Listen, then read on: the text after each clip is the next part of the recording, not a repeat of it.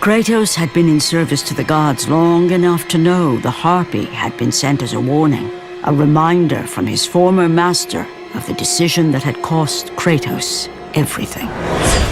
Had it been that long since he'd almost met his end at the hands of the barbarians? That long since he'd traded everything to save himself? Ares! The sky split apart, and the god of war stepped through. Descending from Olympus, he saw the makings of a god in a mere mortal. Ares would save Kratos.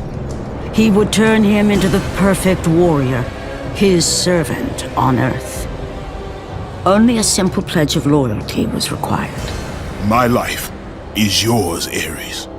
From this day, I shall carry forth your will. And his fate was sealed. As promised, Ares rescued his new disciple, bringing forth the power of a god, destroying those who would slaughter Kratos and his men.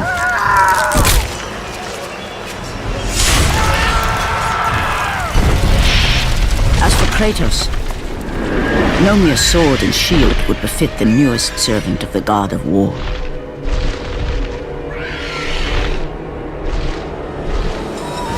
The blades of chaos, forged in the foulest depths of Hades.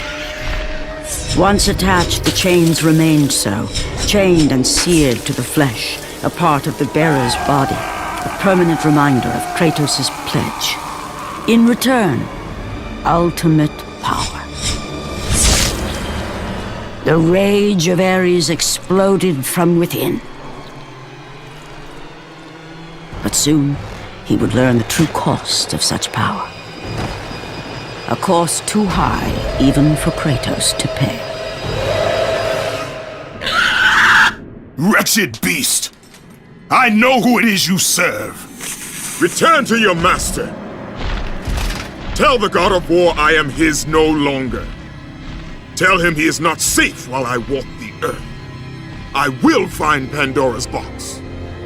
And I will use it to see him tremble and fall before me. The path before Kratos was clear, but still, the memories came rushing back, as familiar and permanent as the blades chained to his wrists.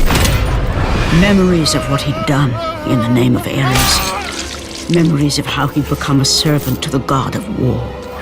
A beast, his humanity robbed and replaced only with the will to murder. No one was safe.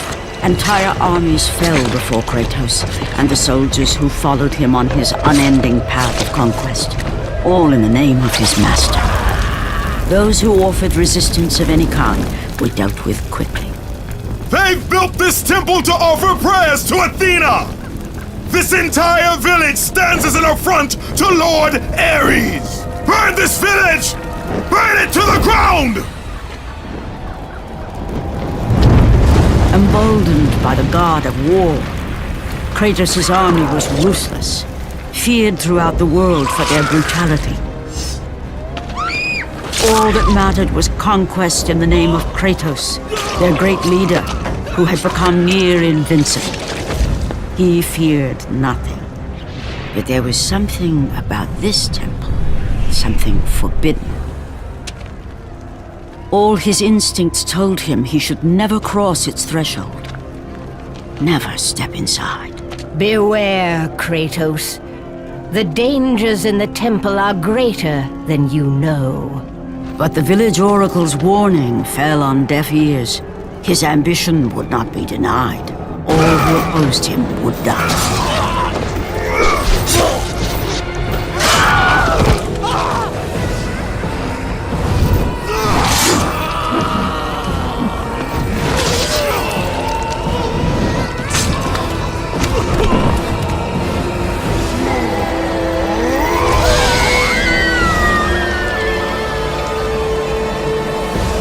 In that instant, the glory he had reveled in turned to horror.